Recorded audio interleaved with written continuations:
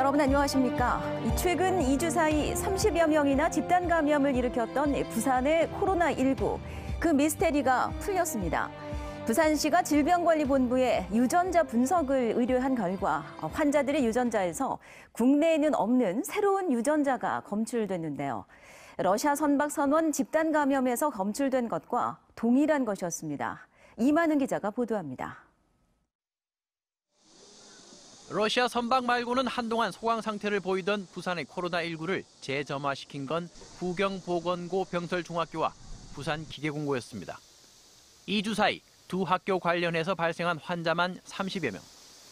부산시가 질병관리본부에 이들 환자들의 유전자 분석을 의뢰한 결과 러시아 선박 페트로원호의 선원 확진자 유전자와 동일한 GR그룹으로 확인됐습니다.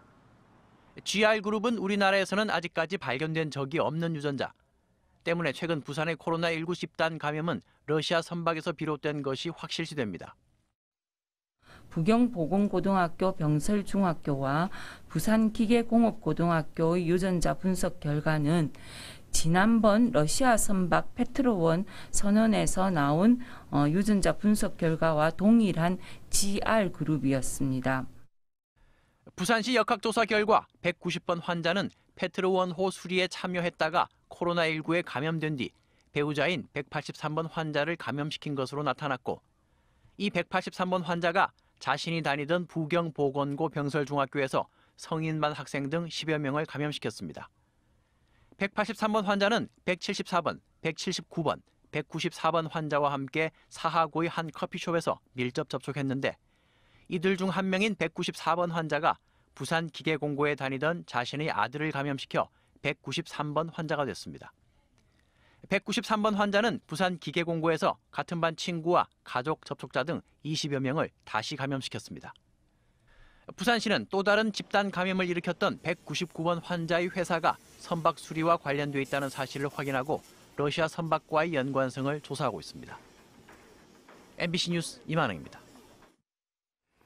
부산에서도 광화문 집회 관련 2차 감염이 발생하면서 연쇄 확산 우려를 낳고 있습니다. 이런 상황에서 일부 교회는 또 대면 예배를 강행할 것으로 알려지고 있는데요. 내일 수요 예배를 앞두고 부산시가 현장 체증에 나섭니다. 황재실 기자입니다. 부산시가 확보한 광화문 집회 참여자 수는 1,222명입니다. 부산에서 출발한 버스가 44대, 1,490여 명이라는 점을 감안하면 260명 정도 누락된 인원입니다. 부산 내 버스 출발지 기반의 기지국 명단을 중대본, 경찰, 통신사 등과 협력해 확보하는 방안을 적극 추진하겠습니다. 하지만 집회가 열린 지 벌써 열흘 지난 지금 너무 늦은 조치라는 지적입니다. 이 집회와 관련된 연쇄 확산 여부는 이번 주말까지가 고비였는데 부산에서도 2차 감염이 발생했기 때문입니다. 가족관계이고요. 광화문 집회에서 올라와서 지역에서 2차 감염으로 생각하고 있습니다. 교회 상황도 불안합니다. 수요 예배를 앞두고 일부 교회가 또 대면 예배를 강행할 것으로 알려지면서 부산시는 106개 교회에 집합 금지 명령을 내리고 경찰과 함께 현장 체증에 나섭니다. 이런 가운데 부산 성시화운동본부는 시민들께 미안하다는 현수막을 걸고 자정을 촉구했습니다. 방역이 신앙과 정치가 아니라 과학과 의학의 영역임을 알고 방역의 대상에는 성적과 진정이 따로 없음을 기억하고 우리는 비대면 예배로. 부산은 5명의 추가 환자가 발생해 지금까지 누적 환자 수가 264명으로 늘었습니다. MBC 뉴스 황지실입니다. 코로나19로 일정이 연기된 대입 수능 시험, 이제 100일 앞으로 다가왔죠. 고3 수험생들 입시 전략 마련에 고심하고 있습니다. 정세민 기자입니다. 30도를 넘는 한낮의 더위도 수험생들의 학습 열기를 가로막지는 못합니다. 코로나19로 사상 초유의 온라인 고3 시대를 경험 중인 학생들은 어느새 100일 앞으로 다가온 수능 시험에 걱정이 앞섭니다. 온라인 수업을 했다는 점에서 선생님과 대면 수업을 못했다는 게 가장 의사소통이 잘 안 되고 질문할 것도 조금 그런데 제약이 있었던 것 같고. 항상 불안감 속에서 공부를 해왔던 것 같고 어딜 학원을 가려고 하거나 아니면 독서실 아니면 다른 데 공부를 하려고 하면 좀 그런 것 때문에 밖에 나가기 무서웠고. 그래서 진학 지도를 하는 고3 담임 선생님들도 올해는 과거에 비해 몇 배나 힘이 든다고 고백합니다. 전체적으로 우리 아이들이 3학년 1학기 때 거의 자동봉진을 못했는데 그런 상황이 좀 많이 염려스럽고요. 그러니까 학종 전형으로 가는 아이들은 특히 문제가 좀 많이 되는 것 같고. 지금도 현재 교실은 마스크를 끼고 수업을 하고 있습니다. 지금 당장 수시 상담도 우리가 해야 되는데 이게 마스크를 끼고 상담하기도 상당히 힘들 거라고 지금 예상이 되고 있습니다. 입시 전문가들은 수능 시험일까지 온라인 수업 전환 등 학사 일정에 흔들리지 않고 자신의 하루 학습량과 학습 리듬을 유지하는 것이 무엇보다 중요하다고 강조합니다. 또 수능 난이도와 관련해 근거 없는 난이도 하락을 미리 예단하지 말고 기존의 난이도를 유지한다는 생각으로 흔들림 없이 대비해야 한다고 지적합니다. 사상 최초로 온라인 고3 시제를 경험하고 있는 수험생들은 코로나19로 인한 충격과 혼란 속에서 이제 100일 앞으로 다가온 수능 시험을 위해 마지막 집중력 경쟁에 돌입했습니다. MBC 뉴스 정세민입니다. 네, 지금 이 시각 태풍 바비가 서해안으로 북상하고 있지만 그 규모나 강도가 워낙 커서 반대편에 있는 부산에까지 영향을 받을 것으로 예상됩니다. 지역 곳곳에서는 강풍과 비 피해가 없도록 만전을 기하고 있지만 장마 피해도 아직 복구되지 못한 곳이 많아서 지역민들의 우려가 나오고 있습니다. 송광모 기자입니다. 지난달 집중호우와 동천 범람으로 큰 피해를 입었던 동구의 한 아파트. 곳곳에는 모래주머니를 쌓아두고 태풍에 대비하고 있습니다. 하지만 폭우 때 약해진 집안 탓에 주민들의 불안감은 여전합니다. 이 아파트 주민들은 폭우 때 이렇게 벌어진 틈새로 빗물이 들어가 집안이 더 약해지진 않을까 걱정하고 있습니다. 이게 지금 땅이 꺼지고 있거든요.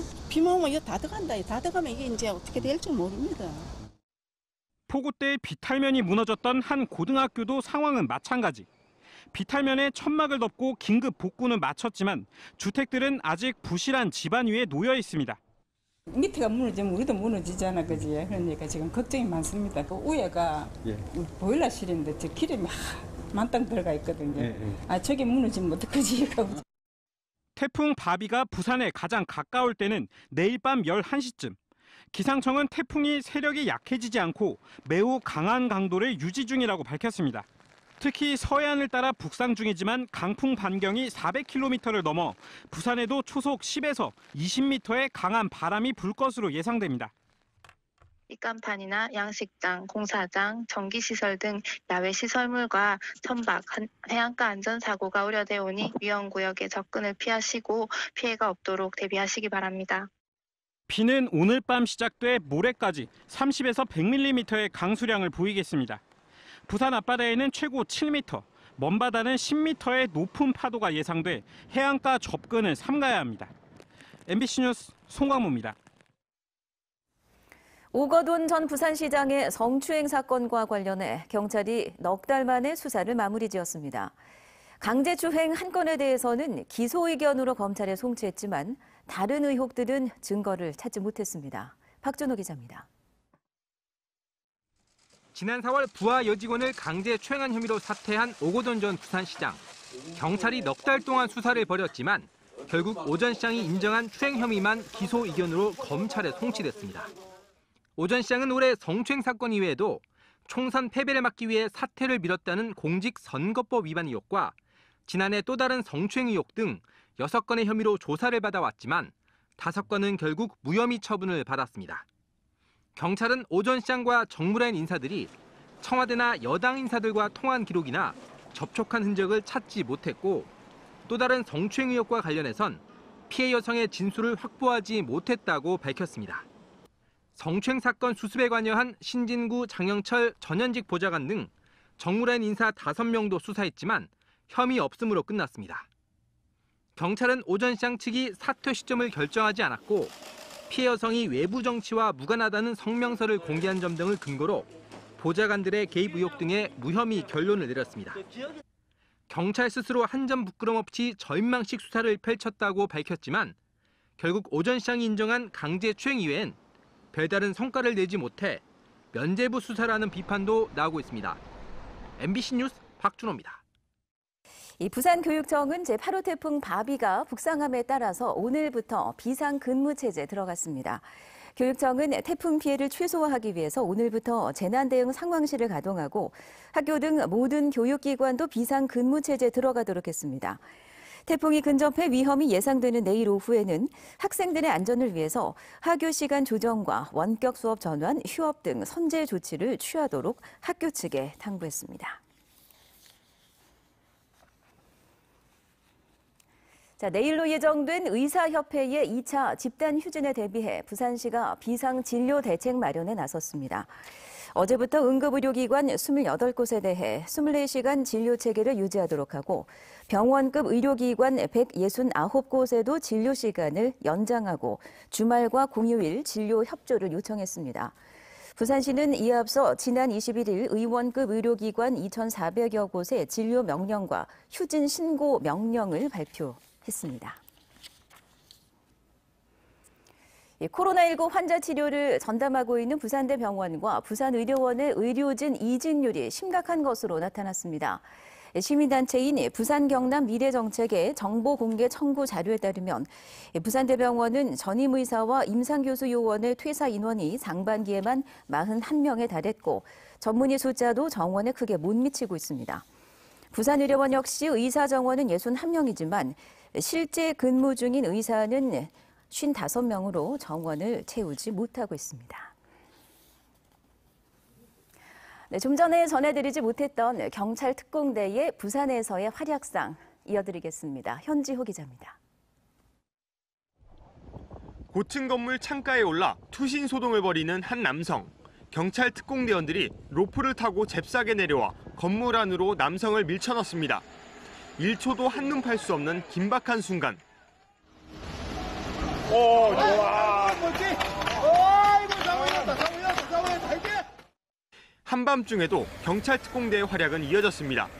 오늘 새벽 영도구 동삼동에선 자기 신변을 비관한 한 50대 남성이 자살 소동을 벌였습니다.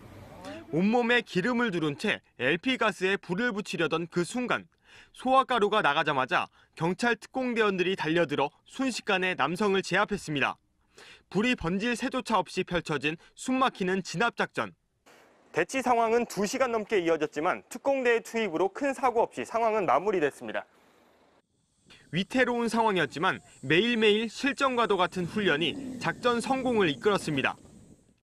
평상시 이제 훈련 자체가 굉장히 위험도가 높고 이제 폭약이나 총기 이런 거를 많이 다루고 훈련을 하기 때문에 그런 상황에서 전혀 주저없이 출동을 하고 작전을 할 수 있는 인질소동, 테러 등 극한의 위험에 대비해 경찰 특공대는 오늘도 비상대기를 이어가고 있습니다.